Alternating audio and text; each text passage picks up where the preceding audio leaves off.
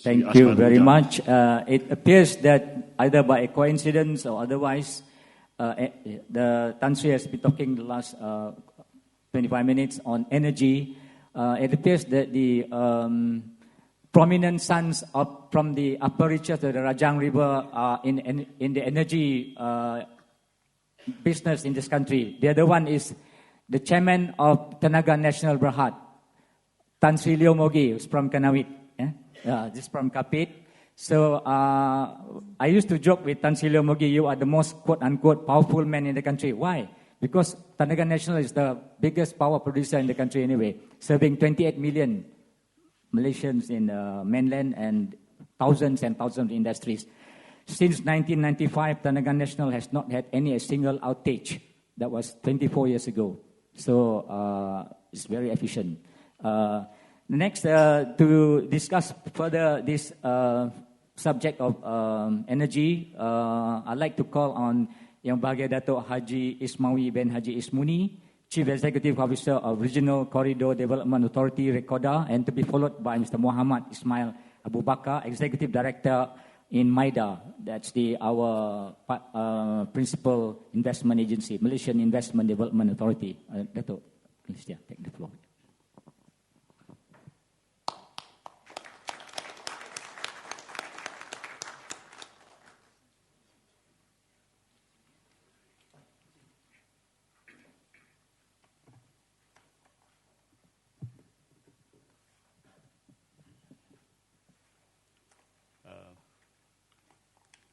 A very good afternoon to all of you. Yang berbahagia Datuk Seri Azman Ujang, the moderator for this afternoon session. Yang berhormat Tan Sri James Masing, the Deputy Chief Minister, and he is also the board member of RECODA, and also the chairman for this Upper Rajang Development Agency, which is one of the agencies under RECODA. My fellow panelists, ladies and gentlemen. The organizer is giving me 12 minutes to speak, so I'll try my best to speak within these 12 minutes, all right?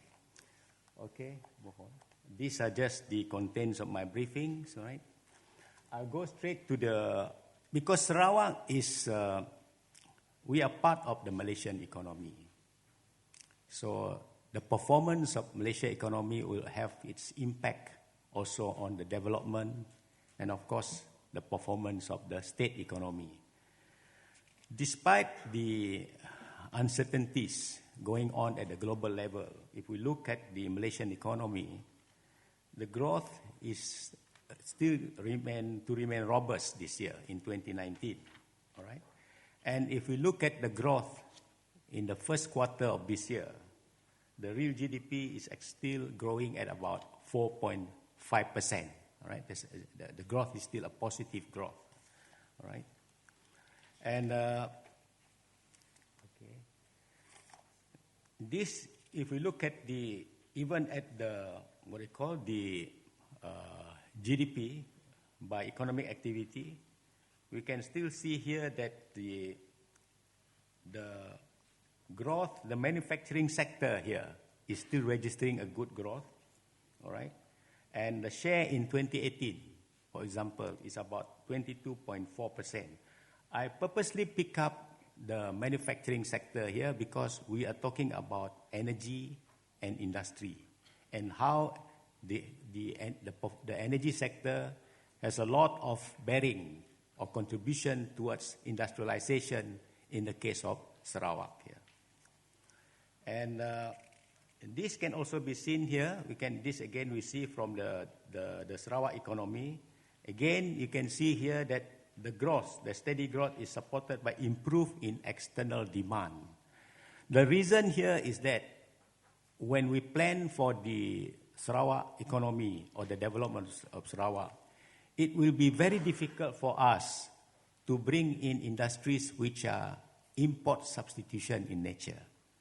Because, as mentioned by all the speakers before this, even during the keynote address this morning, the population of Sarawak is very small, about 2.7 million population, only about 2.8 million. So import substitution will not work for us. And in many cases, the challenge for us in Sarawak is to bring in industries, to develop industries which can go for the export market, which can cater for the export market. And even to a certain extent, even our SMEs have to think not only about the domestic market, they have to think about the regional market and also the global market. Okay? And for the Sarawak economy, if we look at it at constant 2015 price, again we see here that the manufacturing sector is also a sector which is growing, which has a lot of potential, which can be further developed, and a lot of this has to do with the industries that are coming or that have invested into the score areas. These are large-scale industries, all right?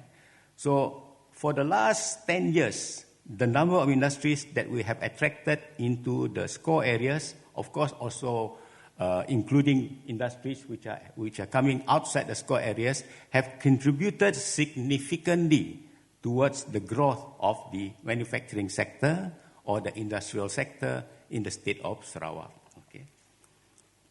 Again, you can see here from the economic, again, you see the investment, both the public investment and the private investment here is also important to drive the growth of the, what we call the growth of the economic growth in the state of Sarawak here.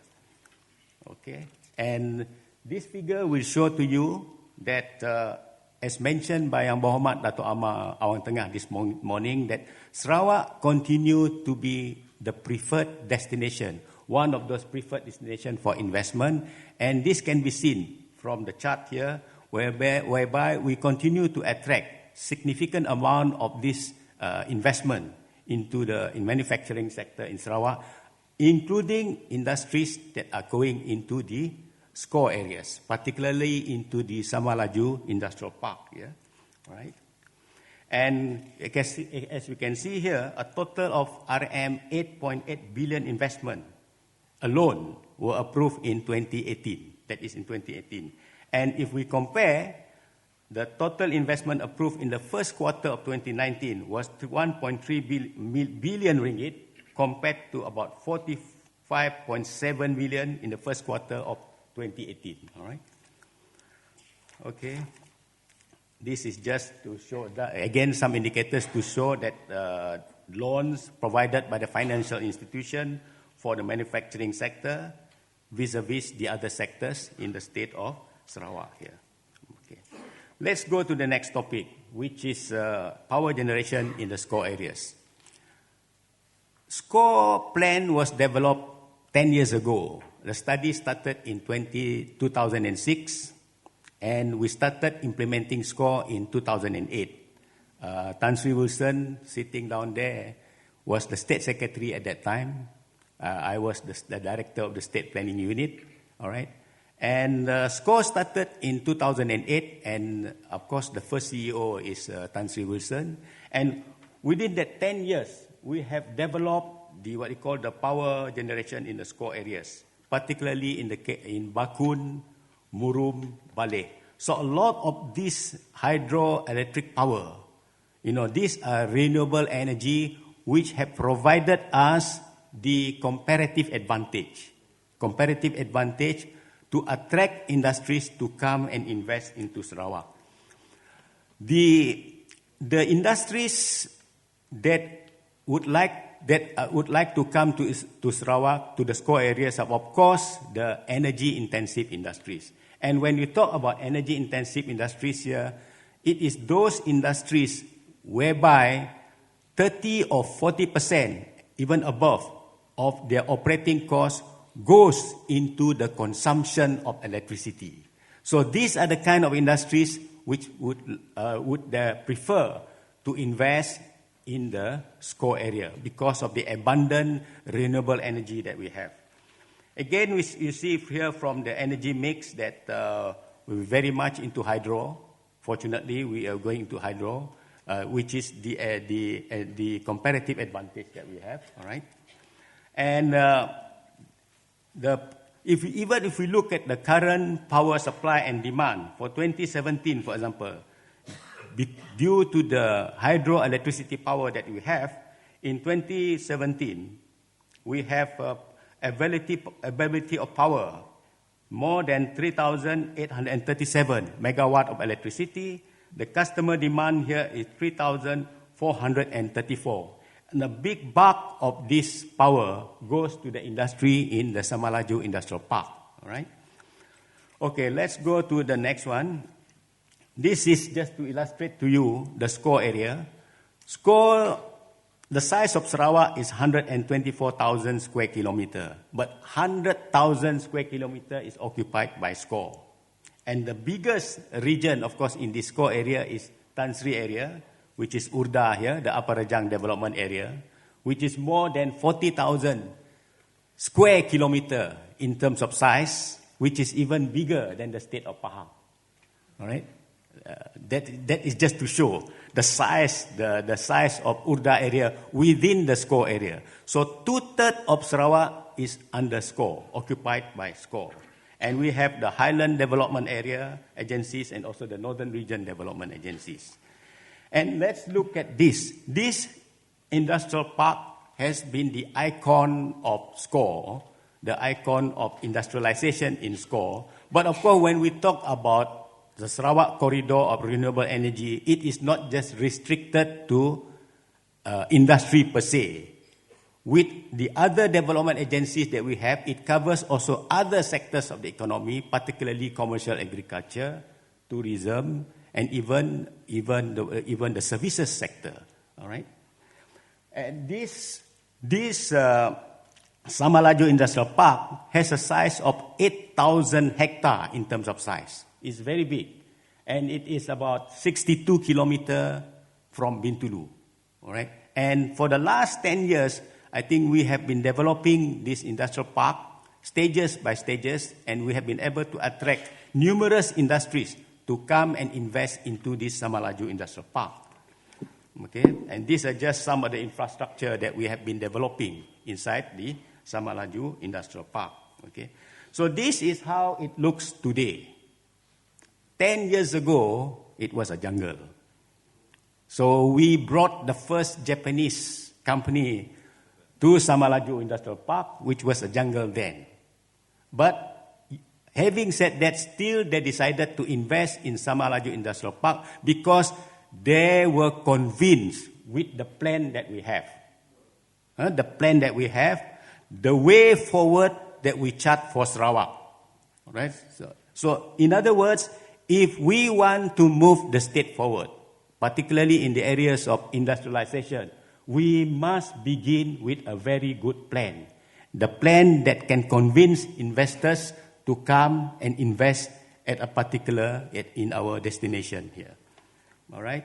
And we even have another study for SCORE, for the Samalaju Industrial Park, which will cover even up to the year 2050 to make it as comprehensive, as complete as possible. So this is just to illustrate the kind of funding that we have been putting up to make sure that SCORE plan is, and so far the total public investment, this is the public investment that we have put up, is already about 79.286 billion to support to attract investment to come into the SCORE areas. So let's look into the private investment. So far, the last 10 years, we can see here, we have already approved 24 projects. 24 projects have been approved with a value of 39.94 billion, all right, and able to create jobs of more than 17,000. And in terms of equity participation, it is not just confined to FDI, it also covers DDI and also a joint venture, all right. So these are just the industries that are already in operation in SCORE. I think I'm moving faster than the slide. Why is the slide not? Okay. So these are the industry, meaning to say these people are already, these are realized investment that are already happening on the ground. And you can see here the amount of electricity that they consume and the jobs that they have created. So, but what is important I'm going to show here to you here is the next slide, which is the value chain. We are not going to stop just there.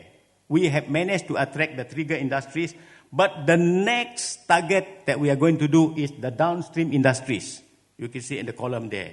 Because once you are able to bring in the downstream industries, these are the industries that can create more high value added jobs, and it has more spin-off and trigger effect. But without the trigger industries, of course, they will not be able to come here. All right. And okay, just to share with you, the next slide is the 7 investors. Just the 7 investors that we have in the SAMALAJU Industrial Park with an investment of USD 23.11 billion. Their monthly spin-off benefit to the local economy in Bintulu area, just monthly. In fact, the figure is even higher now. It's already 506.2 million monthly going into the local economy in Bintulu. With that, I end my presentation. I think we can have our Q&A session after this. Yeah, after that. Yeah. Thank you very much. Let's listen from the angle of MIDA vis-a-vis Sarawak investment. Mr. Mohamad Ismail. Yeah, thank you.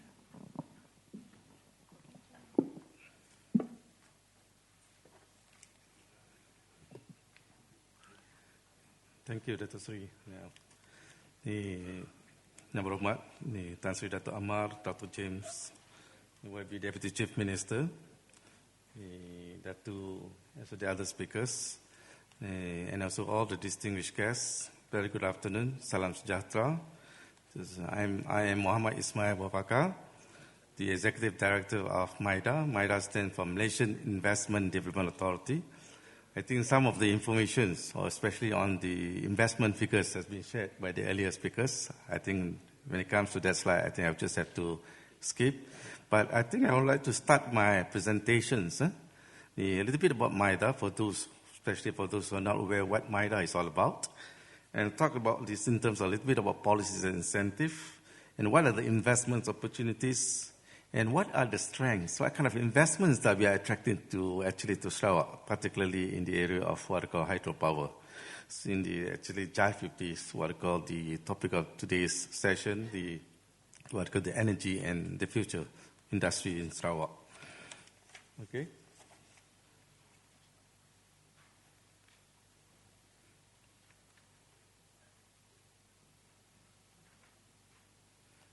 Okay, this is MIDA. So MIDA basically is a Malaysian Investment Development Authority. We are actually under the Ministry of International Trade and Industry. We are the principal government organizations that actually responsible in the promotion and coordination of industrial development of the country, if you look at that bigger picture. But what we are actually doing is we are actually promoting the country. Malaysia is actually a product to us, selling the country or promoting Malaysia as investment destinations for those investors who wish to establish any manufacturing sector. When I talk about manufacturing sector, it cuts across all the industries, E&E, food industry, chemical, petrochemical, ICT, and also some selected services sectors. So that our main core or our main function will be actually to promote Malaysia as an investment destination, that we are not only limiting to the foreign direct investment, we are also actually promoting investments to the DDI, domestic investment, domestic players. I know a lot of what we call, we heard that MIDA only concentrate on MCs. That's not true. Even we can share the information later that we actually, even majority of the investments are coming from the DDI. So we, as I mentioned earlier, we are under the Ministry of International Trade and Industry, and the other agencies, I think some of you are familiar. And MIDA is also what we call it as a one-stop center. That's the beauty about MIDA. All the other government organizations which are related to the what we call approving of what we call in terms of like customs, immigrations, they have a representative in MIDA office. Even for the what we call for the Office of Immigration, we do have a full-fledged immigration office in MIDA. So investors doesn't have to go to project to get the employment permit to be issued. So this is where all matters regarding to customs, immigrations, or utilities, telecommunications, it can be actually handled within MIDA office. We do have so many other government representatives which are actually housed within MIDA. We are truly international. That's the beauty of MIDA. We have to be. I think currently we have about 20 overseas offices, and which actually where their responsibility is to go out and meet potential companies, promote Malaysia as an investment destination. And companies might be asking, why should I consider Malaysia over Singapore or Thailand? This is our duty to go and actually talk to potential investors or multinational companies. And we also have representatives in all the state offices. Even we have an office here, our director is here in Kuching office, basically to assist investors on the implementation of project, to ensure that the project is successfully implemented. Getting license is just the very beginning. But the more challenging, what we notice is that to get the project implemented, you have to deal with the district, getting the matters in terms of utilities, the municipal council. These are more challenging. I'm not going to, some of it has been touched by the earlier speakers, Datuk, but this is the approved investment for the country. If you look at it, in 2018 was a record for manufacturing sector. We have about 48.7 billion USD dollars of investments that were approved in the manufacturing sector. And if you look at the compositions or distribution between FDI versus DDI, DDI constitutes more than the FDI, which is about 29.3 billion versus 19.4 billion USD from the foreign direct investments. And for those, for 2018, projects approved for about more than 4,000. The number of jobs created, employment opportunities, created out of the projects approved are more than about 130,000. This is for just to look at the 2018 and also for the first half of 2019. And so far, approved investments about 8 billion, of which 6 billion comes from foreign direct investments and 2 billion comes from the domestic investments. And for Sarawak, I think has been mentioned earlier that this is Sarawak approved investments in 2018. Even if you look at 2018, Sarawak was actually ranked number 3. If you look at the state, Sarawak is ranked number 3 as far as the investment approved in the manufacturing sector. And for 2019, at the moment they have about 316.5 billion, but this is just the preliminary. We expect more investments are coming into Sarawak for the next half of 2019.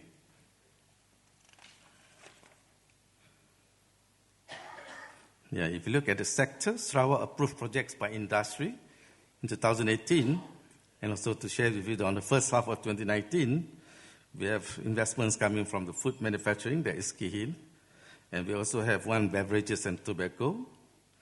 We have quite big investments for the chemical and chemical products, petroleum products, and the other one is I think I'm sure you're familiar with Lanji. They are going for expansion, which is almost $1 billion worth of projects. I will show you some of the major companies in Sarawak that I think like OSIM, they basically is a Korean company doing a polysilicon. If you look at FAB Sarawak, XFAB, they are actually a German company in semiconductors. And the Press Metal, I think everybody is aware of that, it's a Malaysian company.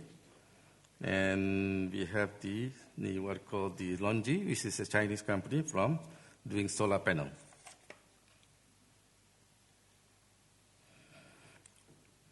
If you look, China was never in the picture. If you look at the figures, let's say if you look at which is actually 2014 or 2013, they were never in the picture for the top 10 investors in Malaysia as far as the manufacturing sector is concerned. But since 2016, 17, 18, consecutively, they came in top as the biggest investors in Malaysia in the manufacturing sector. If you look at 2018, they had invested about 4.8 billion US dollars, which is equivalent to almost 20 billion ringgit Malaysia. The other traditional investors, normally, if you look at the traditional investors, are from Korea, US, Japan, Singapore. These are our traditional investors. But if you look at the implemented, please bear in mind that not all projects that were approved were implemented. Generally, we will be looking at 80% of projects that were approved were implemented. So if you look at the implementation projects by major countries, as of December 2018 in the manufacturing sector, because this was way back, we took our figures more than 30 or 40 years ago, Japan is still number one, followed by US, Singapore, Germany, and China is actually ranked in what we call top 10 as far as the implemented projects is concerned. We have moved up the value chain. We are no longer labor intensive. We do not attract anymore. We do not focus attracting investment in the labor intensive industry. Our focus is more into the high value added kind of industry, what we call that projects that actually created high income jobs, capital intensive, R&D, export oriented, and energy intensive. This is what our focus now. We are 30 or 40 years ago is different. We used to have a labor, what we call cheap labor, but we have moved up the value chain.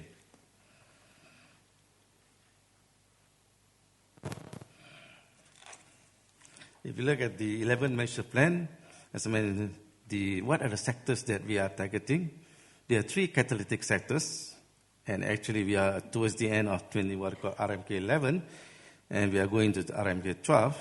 So the 3 catalytic sectors that we are targeting is the chemicals, the electronics, as well as the what we call machineries and equipment.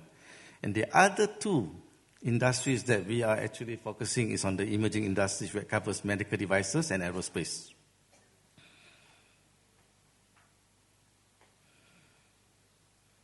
Yeah, these are some of the sectors. I mentioned that these are the opportunities where we are actually focusing or promoting. This is actually related.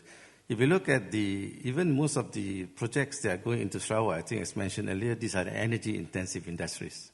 We have where this actually industry requires a lot of energy. Sarawak is a perfect place for companies to establish these kinds of industry. We have quite a number of companies that have actually established in the solar industry, pulp and paper industry, glass industry, pulp, paper, metal and steel industry, as well as the petroleum refinery. Some of them actually in the pipeline.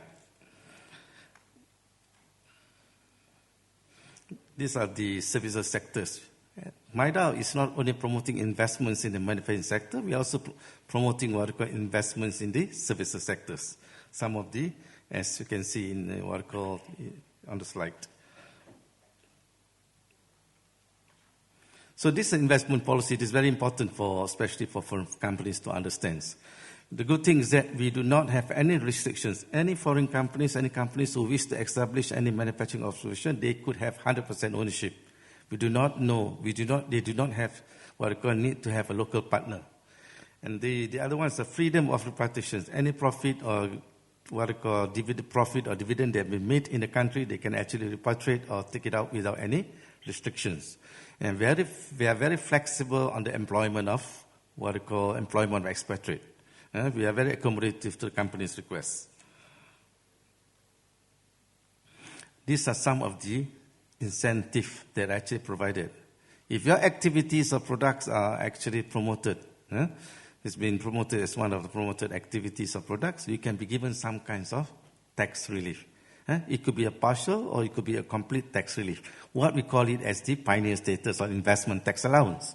And of course, after you have actually exhausted, we could actually give you a reinvestment allowance for additional period of 15 years. So altogether, you can actually enjoy for a period of 25 years. This is another one, automation capital allowance. We want the local companies to go into mechanizations, automations.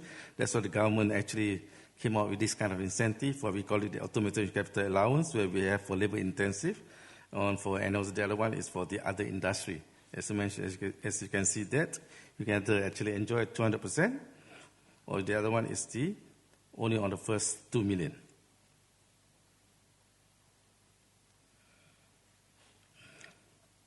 Now, the government, I don't know how many of you are aware that we do have this funding in MIDA, while we call it as a domestic investment strategic fund. This is for the local company.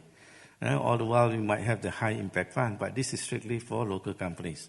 So government, I think, then we will actually, we can consider some kind of matching grant. It's on reimbursable basis for expenditure incurred for these are some of the priority sectors that we are giving out for our local companies. This is a grant, but it's a matching grant. So I just have to skip this. This is just that we also facilitate companies. Knowing the importance of what we call workforce or human capital, MIDA created divisions just specifically to address investors on human capital requirement. And the last one will be we also established some what we call the e-services. These are the information portal. The companies that can actually, if they're looking for, we do have the I incentive. It's a portal that provides the information on investment incentive offered by the government. This is not only by MIDA. The entire ministries and departments that are actually offering incentive. We also have the I services, the EE discovery, and the other one is the business matching, the electronic business matching. So as a conclusion, what I can say is that Sarawak, being strategically located and with a huge abundance of land, water, and what we call hydropower, they have advantage to attract energy-intensive industry. This is what's happening now. And I can just share you that there are more than 10 what we call investments, projects in the pipeline, with investment worth a few billion ringgit, that will actually coming into Sarawak, but still in the process of negotiations and in the process of. Okay, that's it. That's the end of my presentation. So good news for Sarawak as we moving forward. Now welcome question from the floor. For Mohamad, Tan Sri, and our two panel speakers, are there any doubts? Yeah, please. Yeah. Have the mic.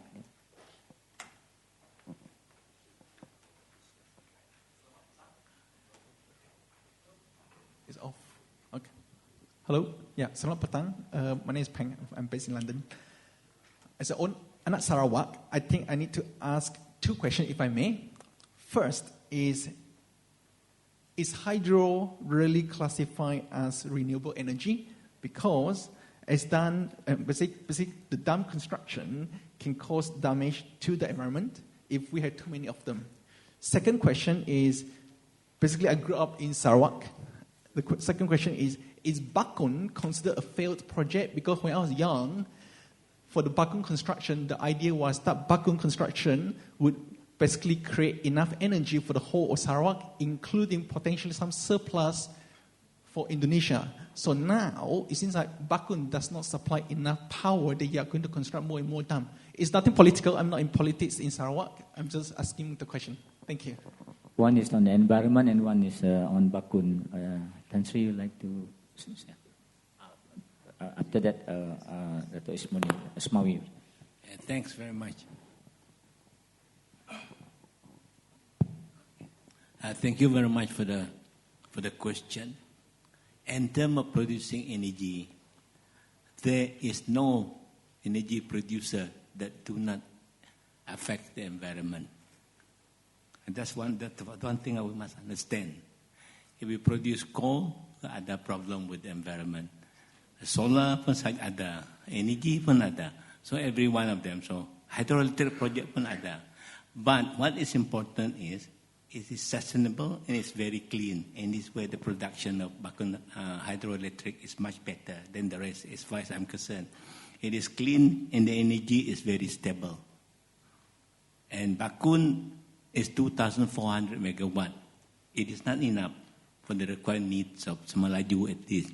Even with Bakun, Murum and Baleh coming in, still not enough. So it's not a failed project, eh? Bakun is not a failed project. No, it's not failed. But Bakun, you and I will not be having light. We'll be in the dark. Oh, yeah. What is the other question? Just the two questions. Just two, huh? Okay. Yeah, Bakun, yeah. We are building Baleh coming up very soon. It will be on stream by 2026, 1,300 megawatt of it. And all of these, Bakun, Murum, and Bale, is in Uda area. So please be kind to me. That's where my area is. Huh? If you're not kind, I'll switch off the light. The biggest. Datuk Ismawi, maybe you'd like to add one or two. Thank you, Tan Sri. Thank you for the question. Just to add on to what Tan Sri James has mentioned, hydroelectricity power is classified as renewable energy because it will not leave behind a carbon footprint, a huge carbon footprint. It is renewable in nature. Classified same as what they call solar energy or even biomass for that matter. But in Sarawak, because we have abundant water, a lot of rain, that's the reason why hydroelectricity power is also classified as what they call this renewable energy. And another issue here is that whenever we develop hydro dam, it is just not developing the dam like that. We undertake comprehensive study.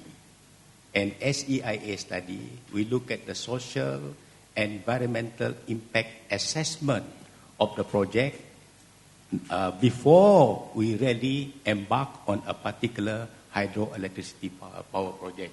That goes to all the hydro dams that we are doing in Sarawak. Bakun, Murum, Bale, even Batang Air for that matter. Okay? So it will not be right for us to say that what we call the construction of dam is going to do harm to the environment. Yeah, like what Tan Sri said, maybe to a certain extent, but as a whole, when we do the impact assessment, it will not cause much harm to the environment because there are process and procedures. And in the case of Murum, for example, when we develop the Murum hydroelectricity dam, together with the Murum resettlement scheme, we are also being guided by the Equator's principle. I think if some of you are familiar with Equator's principle, and even the right of the indigenous peoples under UNRIP, we were also guided by those. So these are the things that, because investors that are coming to this, they are very particular about the source of energy. And that is the reason why many investors choose to come to Sarawak, choose to invest in Sarawak, because they know that the source of our energy is renewable, it is not polluting, and it is good for them because they are also borrowing from international bank, getting credit from international bank. So these are important. Number two, the question of Bakun is not a failed project. On the contrary, Bakun is a very, very successful project. For your information, for the information of people in this room, we have sold all our power. Not enough power. All the power in Bakun is already being sold out, even from Murum.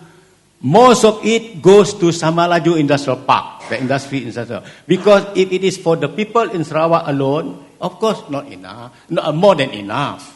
Because we only have 2.7 million population. So if we depend on the organic growth, of course that is not a proper thing to do.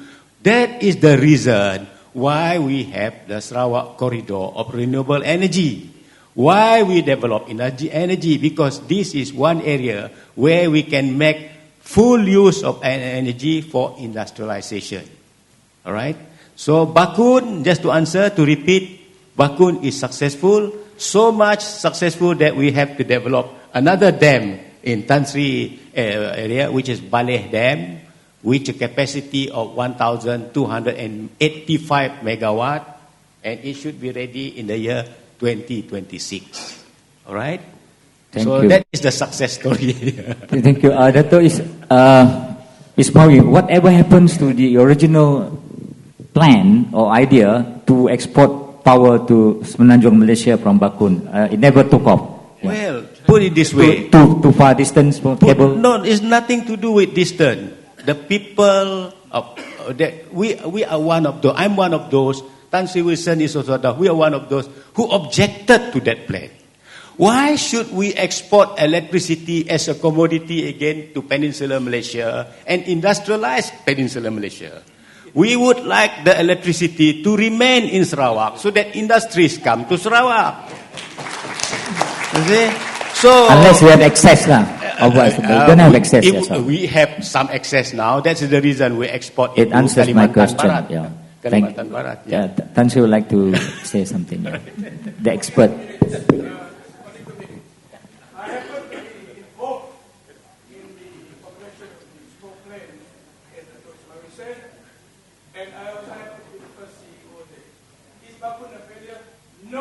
No way.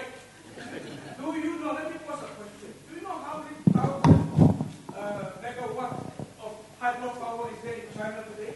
Please answer me first. Please answer me first.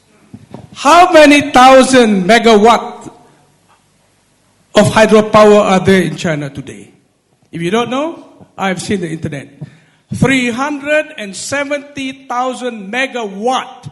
And they're pushing towards 500,000 megawatts, either through new technology, not new rivers, but also to do cascading dams and the rest of it. Whether China will do it or not, or achieve or not, we don't know, but knowing China, they will do it. I'm just saying, 350,000 megawatts. What is that in Sarawak? Bakun 2004, Murum close to 1,000, 3,004, Balai another 1,004. 4,500 megawatt. It's like a chicken laying one egg, whereas a turtle lays 1,000 eggs and then no noise.